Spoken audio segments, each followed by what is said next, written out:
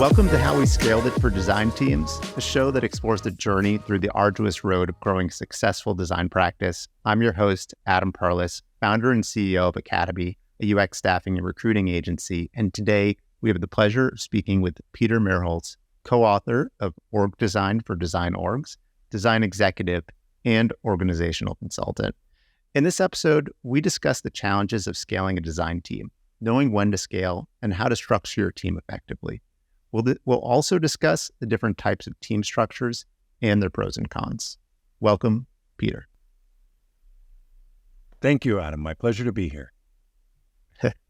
Awesome. So, Peter, why don't we just kick things off? Maybe you can give the audience a bit of context about who you are. Maybe you can share a bit about your background, and also what are the things that you're up to now with your clients? Sure.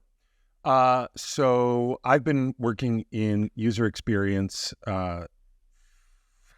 for over 25 years, calling it user experience for exactly 25 years, starting in 1998.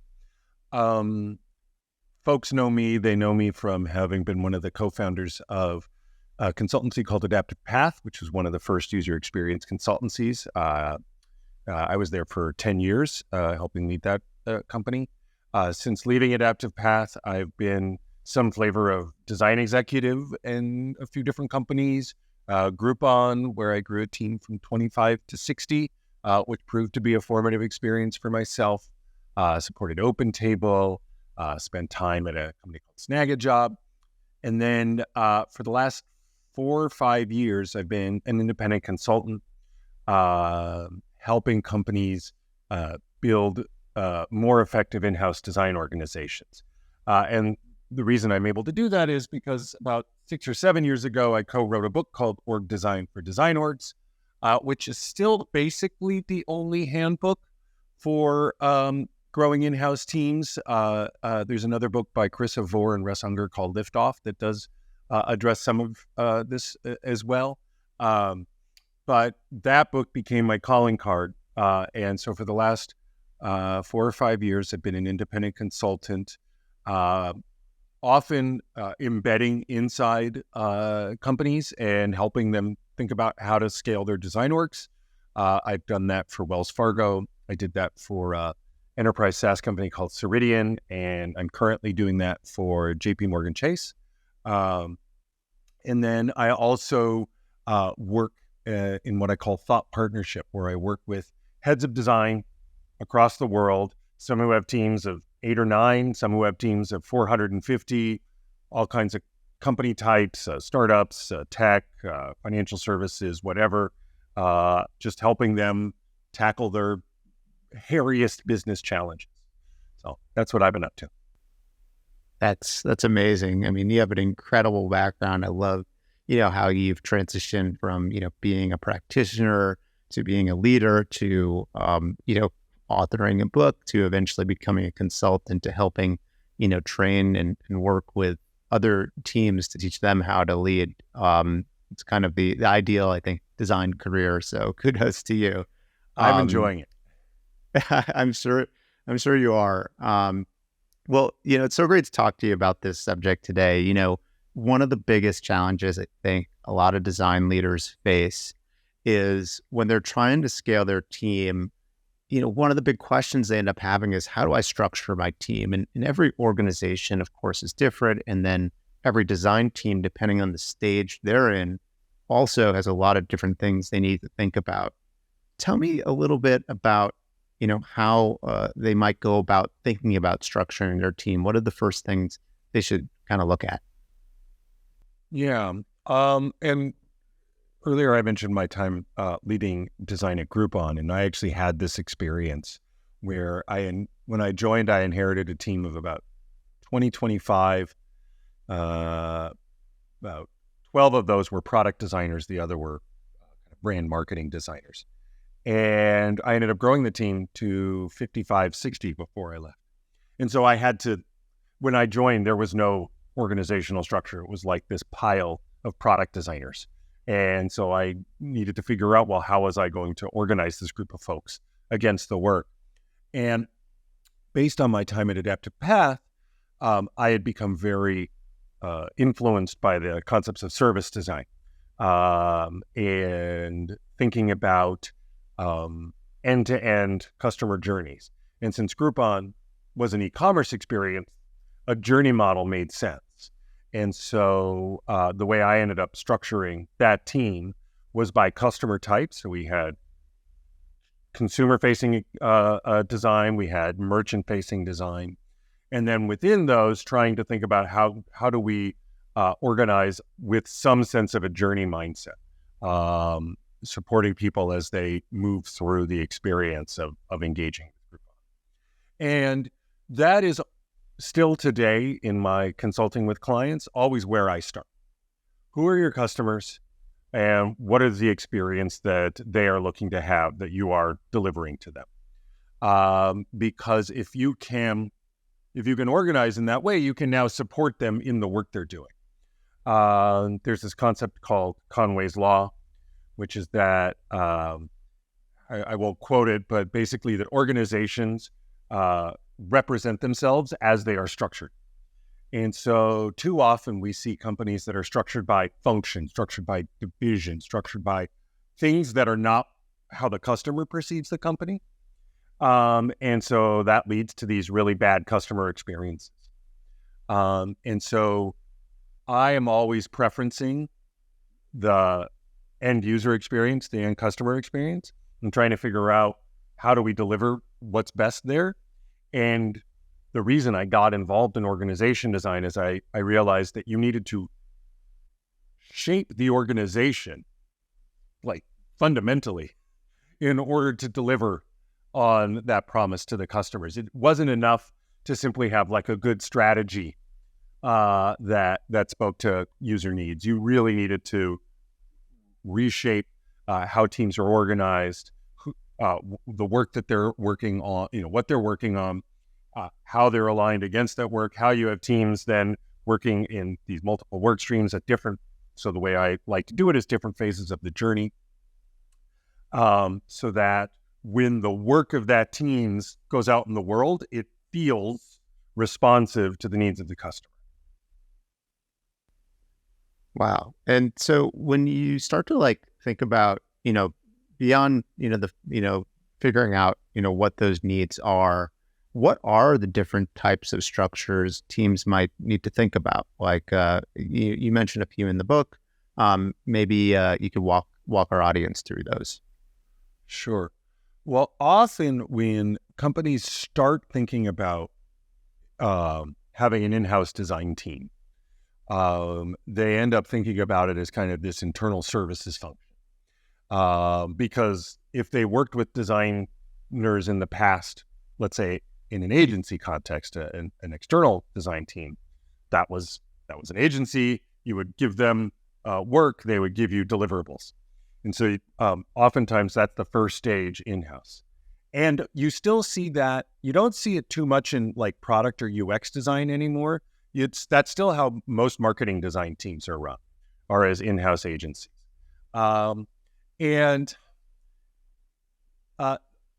There are some benefits to operating like that, having a team of people who are working together that see one another as designers. It's also a way, frankly, to handle when your design team is understaffed, because it's just a way to manage the work better.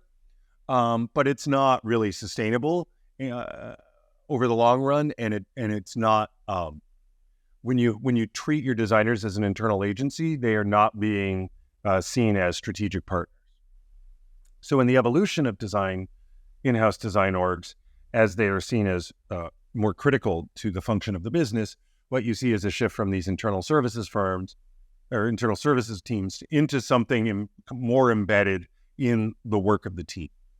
And often the pendulum swings from wholly centralized kind of service team to a wholly decentralized design team, where you have designers rolling up to distinct business units, lines of business within an organization, and embedded on product teams where they're not necessarily working with other designers. They're getting direction from a product manager, and they're working most directly with engineers.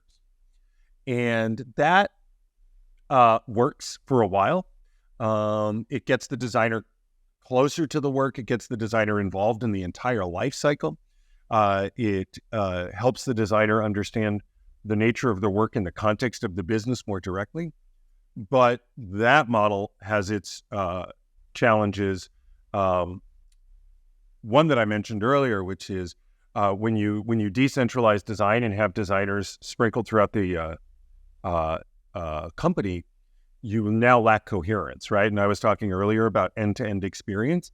When you decentralize the design team, it's really hard to deliver a good end-to-end experience because every product team is solving problems in isolation of one another, and then they push those solutions, out into the world, and often nothing has been done to try to coordinate across those teams, and so you get this very fractured, incoherent user experience.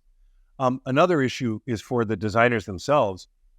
They often find themselves as a single person, the only designer in the team that they're working on, in the context they're in. And it can get lonely, it can get frustrating. They don't know how they're going to be able to grow in their career.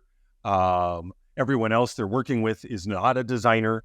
And so it's isolating and stultifying for that designer as a professional. And so one of the things we advocate for in the book, and I continue to do so in my practice, is a hybrid model that we call the centralized partnership, where you have the design organization is centralized. You have a head of design, hopefully someone at an executive level, the VP level, and all the designers and researchers and content, all the people doing that kind of work, report up to that single head of design. But they're organized in teams to deliver against that journey. And the partnership aspect of centralized partnership is that those teams of designers are partners with different parts of the business, and have a dedicated, committed relationship. It's not like the internal services model where a designer might be working on product X for 2 weeks, and then product Y for 2 weeks, and then product Z for 2 weeks that have nothing to do with each other. They're just getting farmed out to whoever needs to design. The idea is that these design teams are committed to that part of the product experience for months, if not years at a time. And so by that hybrid model allows you to solve the two problems that I think are most important. By centralizing design, that allows your design leadership to have an end-to-end view of the customer experience. And so that can help drive coherence across delivery. And then also you're creating by creating a robust design organization, you're creating clear development paths for designers. They know what it looks like to grow in their career, to go from being a mid-level to a senior designer to a lead designer. What does it mean to become a manager? What is the responsibilities of management or being a director, et cetera? Those are much more evident than they would be when those designers are decentralized and they don't really have a view into that broader design organization. Yeah, I mean, it's cool to kind of hear you, talk about these two different models and how they came together as a hybrid. As I start to think about this, early stage companies, let's say, pre-seed all the way through Series A, most likely, you're probably dealing with 1 to maybe maximum 4 designers, right? And one of those are probably a senior level designer, maybe even a head of design that they've been hired to join the team. And maybe they oversee a few people, but they may also just be a team of 1. And in those models, it's kind of like the agency model that you talked about, right? Just too early days. There's enough work to do, but just not enough money to support, a larger team. Right. And and so that model just has to work, right? But then there's this point that happens, and I'm curious to get your opinion, where, and I believe it's somewhere between, maybe 5 and 6, people that are headcount underneath like a head of design, where things can start to expand out right? And you can start to think about a different model, right, of operating. And I'm kind of curious in your experience, yeah, like how many people does it take? What size org does it take, do we think, to start thinking about a different model? Yeah. So actually, in the org design book, one of the chapters is on evolution of design organizations. And for the book, we identified 5 stages. Since then, I've identified a couple more. The stage 1 is 2 people on the team, kind of what you were talking about, that very initial design team. Stage 1 is not one person, because I have a hard-headed belief that no designer should ever work alone. So that the moment you're investing in design, you should be investing in 2 designers, just because the nature of the problem, designing software, is very complex. Even the simplest software is very complex, and there's just too many moving parts for any one person to design well. So stage 1 is 2 designers. Stage 2 is what we call the full team. So that's 6 or 7 designers, kind of what you were talking about. And that full team now enables this spread of skills, from visual design, interaction design, research, information architecture, right? So all those different kind of skills or practices within design that are necessary. Also a spread of experience, right? Some more senior people, more junior people working together. But that team of 6 or 7 can still be run fairly informally, right? One of those people is usually the manager, head of that team. But they don't have to put in a lot of process in place in order to manage those other 4, 5, 6 people. Where it gets interesting is what we call stage 3, which is when you go from 7 folks to even once you get to 10, and definitely when you get to 12 or 13, because now that's more than one team. You now have a couple of teams. In the book, we talk about no design team, no specific team within a design org should have more than 7 people, right? And so once you have more than one team, you're now not a design team anymore, you're a design org. And that's a really interesting point of evolution, because now you do need to put in place practices and processes in order to enable scale. It's no longer, can you lead that team informally as a single voice, engaging with those 4 or 5 people around what, if you work in an office, around what would have been a conference table. But instead, you need to be able to communicate to more people than can comfortably fit in a room, and that more people than you can comfortably have a conversation with at one time. And so that's, and so it's that flip that requires the design leader to start thinking more systemically, start thinking about things like career paths and career ladders and job descriptions and definitions of quality. How do you scale quality in an org and communicate that effectively? And it's around that time, what I recommend is that once a team hits about 14 or 15 people, that you bring on some flavor of design operations, someone to help with the mechanics of running that organization, because that starts getting quite complicated.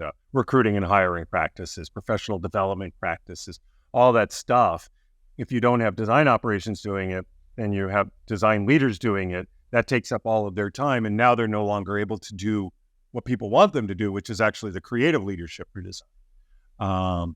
So it's that somewhere between 7 to 10 is where it gets really weird and interesting in terms of that organizational complexity.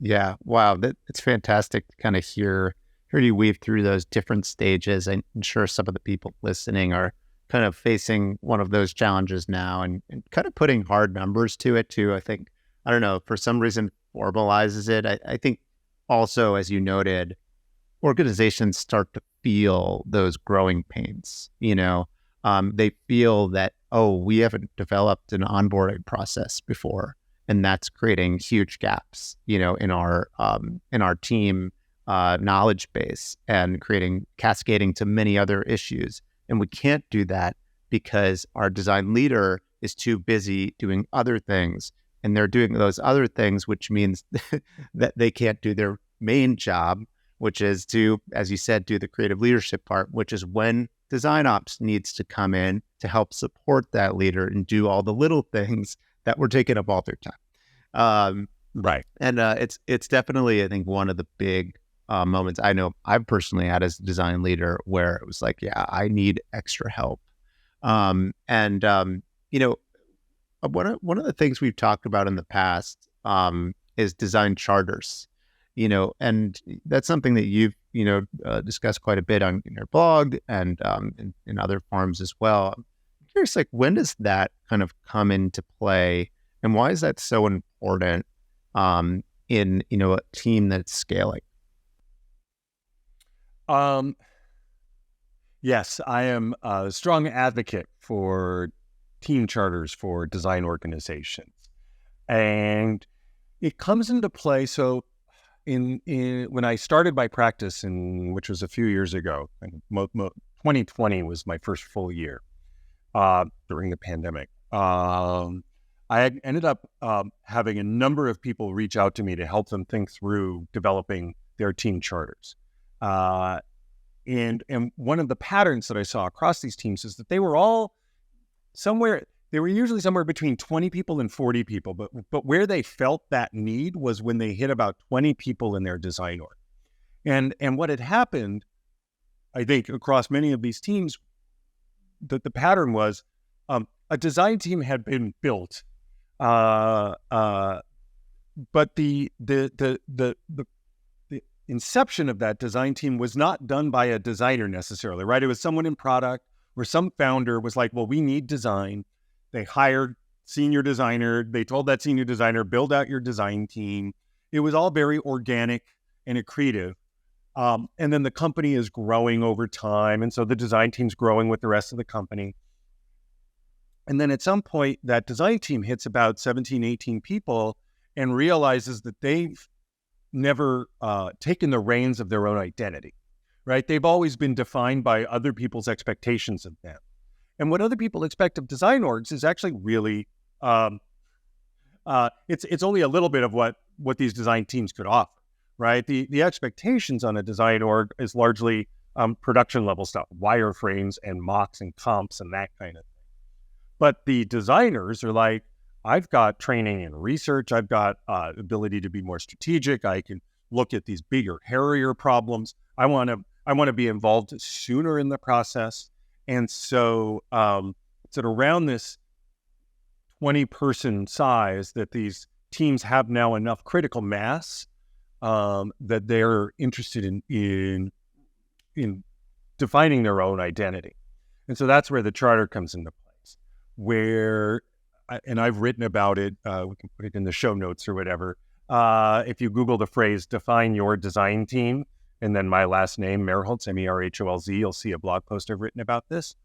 And on that blog post, you'll be able to click to a link to an agenda that I've created for how you can run your own charter building process, basically how I do it for the client.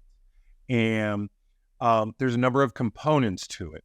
Most important is defining your purpose, right? So the reason I started talking about charters is because in the book, in the org design book, we have these 12 qualities of an effective design organization. And the number one quality of an effective design organization is that the members of that team have a shared sense of purpose. Without that shared sense of purpose, you don't really have a design team. You have a collection, you have a design group, right? A collection of people who are doing design, but a team is defined by their purpose, by their mission, by what it is why they exist and their impact on the world. And that's that thing that so often has not really been defined and where the conversation starts. So the charter, you have a team define their purpose, why they exist. Other elements of the charter include their values. What are the values that they uphold? What are the things that they hold dear? What has emerged over time for me is super important are their norms, their behaviors, both within the team. How do they engage with one another? And then how do they engage with people outside design? And then the last part of the charter is your measures of success. How do you know you're doing the right thing? And what I've found is that those measures of success in a charter usually end up becoming the indicators of organizational health. So I do org design. I think a lot about organizational health. Organizational health is typically measured by things like employee morale, attrition, kind of just engagement and how enthusiastic are people, how fired up are they to be doing this work. And the charter can really provide focus on what are those elements that if you address will enable a healthier organization. So it's around 20 now. It might be much larger. I'm talking to a potential client who just had 4 different design teams smushed together inside her organization. So she now has a team of 70 that she didn't ask for, but she's been asked to lead it. And my advice to her was the first thing you need to do is have a charter, because each of these design orgs, which has, 10 to 15 people each, had their own identities. Now they need a shared identity. And a charter process, it's not going to solve it overnight. They're still going to have the baggage from wherever they were before. But by pulling these teams together and having them work through what could be our shared identity, what is our shared sense of purpose, why does it make sense for our 4 teams to be together, I think will go a long way to helping mitigate the politics and infighting that would likely happen when you just mush 4 design teams together into one, and get them, instead of seeing them as maybe competing with one another or having no real meaningful connection to one another, you give them this sense of like, oh, okay, this team of 70 can actually be really powerful if we actualize in these ways and take advantage of this even broader range of skills and abilities and mindsets. What can it look like if we can really capitalize on all of that in some new higher order way than we would have been able to do when we were just part of our smaller team? Yeah, it's great to kind of hear you walk through that. I know it's one of the big challenges that, teams face, especially as they're scaling. And, it's a great way to kind of get everybody in alignment, especially as you said, as those teams just grow beyond kind of like a smaller operation. Tell me, you wrote the book several years ago, or co-wrote the book. And obviously a lot has evolved. In fact, a lot of your work is really, I would credit it as being responsible for a lot of the ways that the modern product design org is kind of shaped. And also, I think the prominence of design ops and how that has risen in importance. Is there anything in the book that you would add, change, remove, based on, kind of new knowledge or things you've experienced in working with clients over time? I think all of it I would change. Not that there's anything that's necessarily wrong.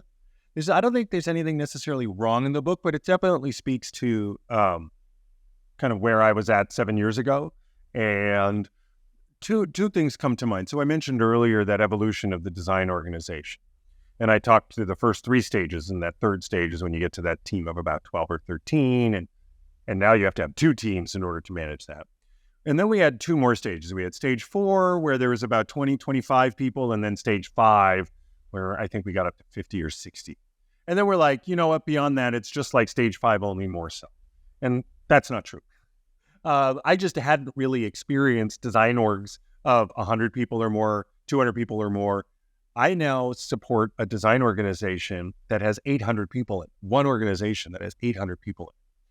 And so what I've seen is that there are definitely stages beyond 50 people. Stage 6 is about 150 people, where, speaking of design ops starts, I don't want to say running the team, but is essential to the team's ability to function. The other thing that happens at 150 people is that it starts making sense for design operations to have a learning and its own learning and development function instead of relying on the rest of the org to provide that capability. And then when you get to stage 7, which is about 400 or more, that's like the size of many companies. I've in fact worked, like, this 800 person design org I'm supporting is larger than most of the companies that I've worked for. And so what does it mean then to basically need to build an entire company that is a design org, right? And so you start thinking about HR and finance and all these functions within the org, as opposed to external to the org. Your org is big enough that it needs to have that sensibility baked in. So that's one thing. The second thing that I would, and I started changing it almost immediately after writing the book, is around how I thought about professional development and career ladders. So in the book, we have a very simple 5-stage professional development model from junior designer through design executive. We don't really distinguish between management and IC. We acknowledge that those are two different paths, but we just kind of yada it. And what I've seen is that, one, you need to be much more explicit about the distinctions between management and IC, those paths once you get past kind of senior designer, right? On the IC path, you become a lead and staff and principal. On the management path, you're a manager, director, president, that kind of thing. Really, like, those are meaningfully different, and articulating those distinctions. I also, there has emerged something of an industry standard in terms of basically 8 levels, right? So junior designer, mid-level, senior designer, and then let's go on the management path, manager, senior manager, director, senior director, and then VP, right? So that's 8. Now you might get to senior VP, et cetera, right? But this is fairly typical, and it's not just in design. You see that in product and engineering and other functions. And so I've, for the last 4 years, and one of the things that's been most asked of me is to help companies create, or help design teams create their career ladders. I actually don't like the concept of the ladder. I call it a trellis, because the ladder suggests that you're a very linear, vertical oriented, like, growth. And what I see with UX professionals is that they're much more interested in growing laterally as well as up, skills building in different ways, trying out different things, looking at IC before maybe going, okay, you know what, I want to be a manager, or vice versa. And so I've spent a fair bit of work developing a framework that enables this kind of flexible career growth. In fact, for those who are listening, before October 5th, 2023, I'm teaching a workshop on this at the Design Ops Summit around this approach to creating these robust career architectures that allow UXers to really flex how they think about their own professional development and give them a lot of options, instead of saying, you're a product designer, this is how you grow. You're a UX researcher, this is how you grow. You're a content designer, that's how you grow. Instead, let's allow folks to explore a bit in their professional development. Wow, that's fantastic. Yeah, I noticed the article you posted recently about the Trellis, yeah, I think it's a great concept, and I'm glad to see more materials like this being created, because creating career ladders is very, very challenging. We actually developed a template as well for it, that we based off of some of your early work and some other people's work, and I'm sure it could probably also use a little bit of an update. But yeah, it's a great tool, especially as teams are starting to scale, and it's just a great way to define for everybody in the org, what is expected of them, both now and then also if they want to grow into their next role. Yeah, that's fantastic. Well, thank you for sharing those updates. I think that's it's awesome to hear, that you've really thought deeply about this, that, obviously when you put together a book, it's all I think about. It's a capsule in time, right? And you can all, right. It must evolve. And, obviously in your work, you live it every single day. So you have to see how it evolves. And I think some of the points you made were great to kind of hear about how that thinking has been newly shaped. But this has been fantastic, Peter. I really appreciate you taking the time to talk to our audience about this subject. If people want to get in touch with you or follow you, Where's the best place to follow along?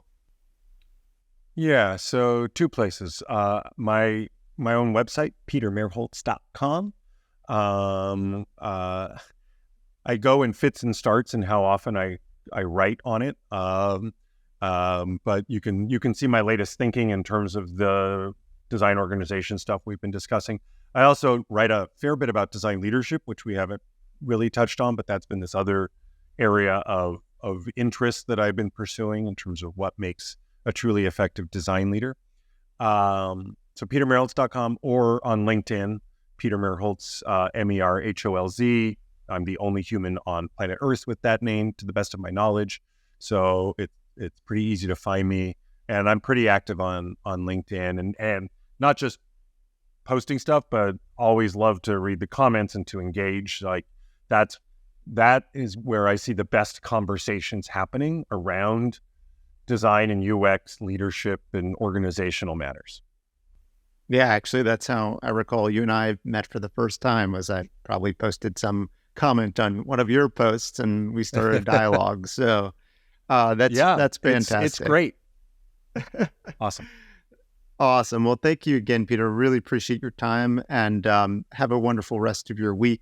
And we'll see you next time. Thank you. You too. My pleasure. And this was fun. Thank you. Cheers.